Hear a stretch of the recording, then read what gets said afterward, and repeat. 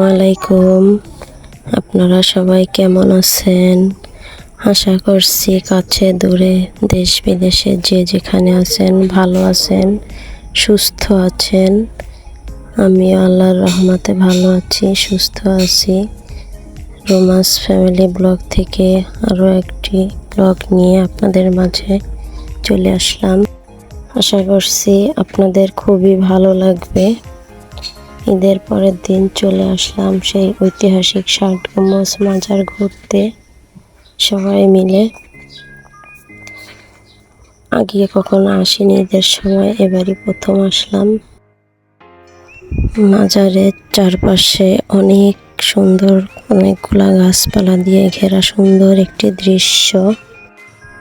মাজারে ঢোকার জন্য অনেকগুলো গেট আছে।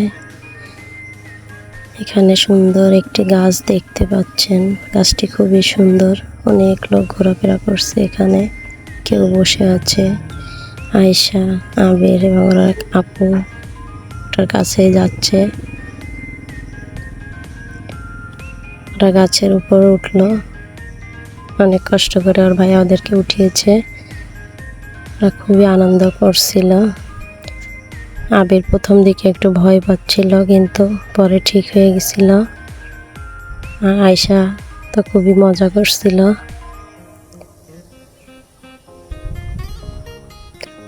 আবিরকে মাঝে ঘাসের ভিতরে একটু নামিয়ে দিলাম, খুবই আনন্দ পাচ্ছে কিভাবে হাঁটছে। আর কাকের কাছে গিয়ে কি যেন বলছে, কোথায় নিয়ে যাওয়ার কথা বলতেছে।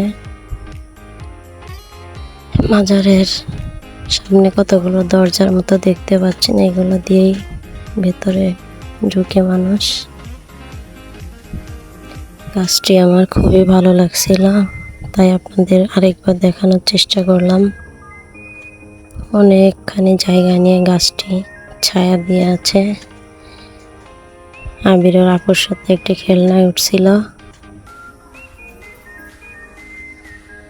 এখানে একটি জাদুঘরও আছে। অনেকখানি জায়গা নিয়ে এটি রয়েছে। অনেক ধরনের গাছ আছে, এগুলোকে কি গাছ বলে আমি ঠিক বলতে পারবো না, কিন্তু গাছগুলো খুবই সুন্দর। রাস্তার ছোট ছোট গলির দুপাশে পাতাবাহারি গাছের সারি, আর মাঝখানে মাঝখানে অনেক সুন্দর গাছ। অনেক লোক আনাগোনা করছে। সবাই মাজারের দিকে আসছে। দেখেন এখানে যেমন অন্যান্য সুন্দর সুন্দর গাছ রয়েছে, তেমনি ফুলের গাছও আছে অনেকগুলা। অনেকক্ষণ ঘোরাঘুরির পর আবির অনেক বিরক্ত করছিল, তাই আমরা ফিরে যাওয়ার সিদ্ধান্ত নিলাম। সামনে আবির এবং আপু যাচ্ছে, লোকজনের জন্য ওদেরকে ভালো করে দেখা যাচ্ছে না। আস্তে আস্তে আমরা বের হওয়ার চেষ্টা করলাম।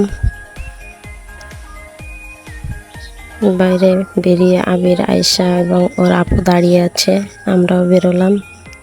এটা হচ্ছে সেই ঢোকার জায়গা। এখানে একটি কাউন্টারও রয়েছে, ওখান থেকে টিকিট কাটতে হয়। ভিডিওটি ভালো লাগলে একটা লাইক কমেন্ট করে দিও, এবং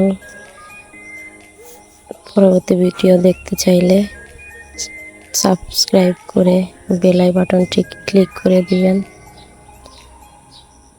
অনেক কিছুই দেখালাম, আরও হয়তো অনেক কিছু ছিল দেখানোর জন্য, কিন্তু দেখাতে পারলাম না। আজ এ পর্যন্তই। সবাই ভালো থাকবেন, সুস্থ থাকবেন। আল্লাহ হাফেজ।